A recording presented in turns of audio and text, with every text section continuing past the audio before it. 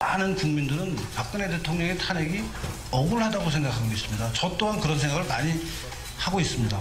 지금 뇌물죄로 엮으려고 그러는데 엮이지가 않아서 엄청나게 고생하고 있잖아요, 검찰에서. 그러니까 탄핵의 본질은 정치적인 실패이죠.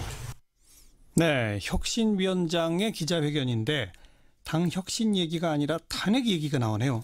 그렇습니다. 오늘 기자회견 시간에 상당 부분을 박근혜 전 대통령 탄핵은 부당하다 이 얘기를 하는데 썼거든요. 네. 기자들도 궁금했겠죠. 구체적인 혁신 방향 뭐 이런 건 없냐 이렇게 물어보니까 그건 일로 보여주겠다. 종합적인 판단을 하겠다. 뭐 이런 얘기만 하더라는 겁니다. 네, 반응이 별로 안 좋을 것 같은데요. 우선 당내에서부터. 그렇습니다. 이게 걱정스럽다 이런 얘기가 주로 많이 나오고 있는데 박근혜 전 대통령 탄핵이 좀 부당하다라는 느낌은 자유한국당 이 의원들이라면 대개 이제 뭐 갖고 있을 수 있겠죠. 하지만 내년 지방선거를 대비하려면 이제는 뭔가 다른 이슈를 갖고 좀 차별화해서 움직여야 되는데 다시 이 기자회견 때문에 탄핵 찬반 이슈로 되돌아가는 그런 모양새가 되지 않았습니까? 예. 그래서 언론에 나오는 자유한국당 의원들의 반응을 보면은 국민들이 기대하는 혁신과는 동떨어졌다. 대한민국 사법체계를 부정해서까지는 안 된다. 지나치게 오른쪽을 강조하는 것은 시대의 흐름과 맞지 않는다. 이런 얘기들 지금 하고 있는 것으로 보도가 되고 있고요. 네. 특히 바른정당에서 이제 건너간 장제원 의원의 경우에는 당이 혁신이라는 이름으로 극우화되는 것 같아서 심각한 우려를 하게 된다. 한국당이 극우정당이 된다면 저부터 인적 청산 대상을 자임하겠다. 이렇게 페이스북에 쓰기도 했습니다. 그런데 뭐 그렇다고 다시 바른정당 갈 수도 없는 거니까 참 난감하다 이런 얘기겠죠. 이 발언에 대해서 다른 정당들은 어떤 반응을 보였습니까? 당장 이제 바른정당부터도 가만히 있지 않는 그런 분위기인데요. 예은 대표가 이렇게 얘기했습니다. 홍준표식 혁신이라는 것의 방향성이 태극기라는 것을 온천하에 드러낸 것이다. 이렇게 얘기를 했는데 바른정당하고 자유한국당은 최근에 서로 상대를 흡수하겠다 이렇게 공개적으로 말하고 있는 상황이죠. 예. 그래서 이것과 관련한 이제 발언도 나왔습니다.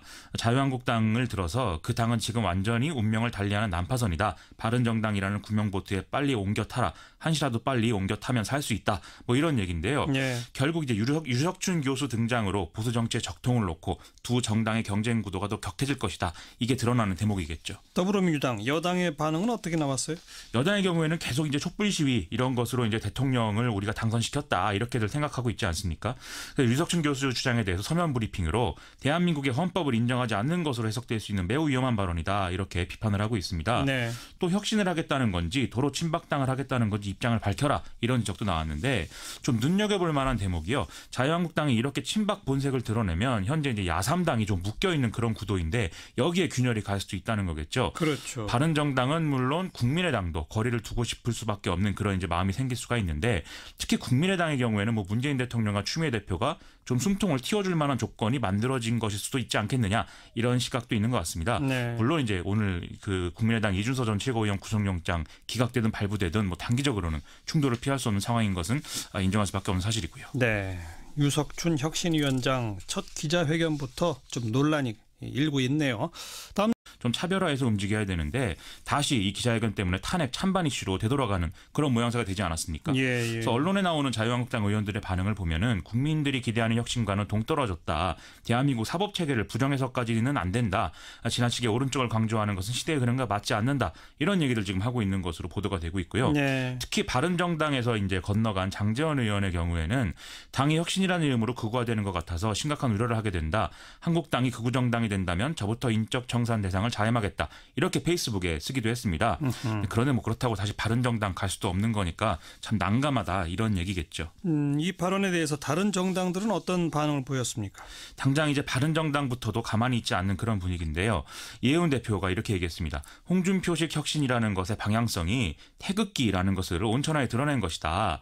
이렇게 얘기를 했는데 바른정당하고 자유한국당은 최근에 서로 상대를 흡수하겠다 이렇게 공개적으로 말하고 있는 상황이죠. 예. 그래서 이것과 관련 탄핵은 부당하다 이 얘기를 하는데 썼거든요. 네. 기자들도 궁금했겠죠. 구체적인 혁신 방향 뭐 이런 건 없냐 이렇게 물어보니까 그건 일로 보여주겠다. 종합적인 판단을 하겠다. 뭐 이런 얘기만 하더라는 겁니다. 네. 반응이 별로 안 좋을 것 같은데요. 우선 당내에서부터. 그렇습니다. 이게 걱정스럽다 이런 얘기가 주로 많이 나오고 있는데 박근혜 전 대통령 탄핵이 좀 부당하다라는 느낌은 자유한국당 이 의원들이라면 대개 이제 뭐 갖고 있을 수 있겠죠. 하지만 내년 지방선거를 대비하려면 이제는 뭔가 다른 이슈를 갖고 많은 국민들은 박근혜 대통령의 탄핵이 억울하다고 생각하고 있습니다. 저 또한 그런 생각을 많이 하고 있습니다. 지금 뇌물죄로 엮으려고 그러는데 엮이지가 않아서 엄청나게 고생하고 있잖아요, 검찰에서. 그러니까 탄핵의 본질은 정치적인 실패이죠. 네, 혁신위원장의 기자회견인데 당 혁신 얘기가 아니라 탄핵 얘기가 나오네요. 그렇습니다. 오늘 기자회견 시간에 상당 부분을 박근혜 전 대통령한 이제 발언도 나왔습니다.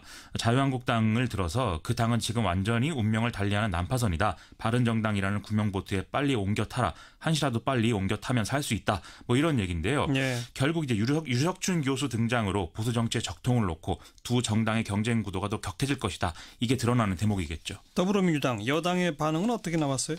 여당의 경우에는 계속 이제 촛불 시위 이런 것으로 이제 대통령을 우리가 당선시켰다 이렇게들 생각하고 있지 않습니까?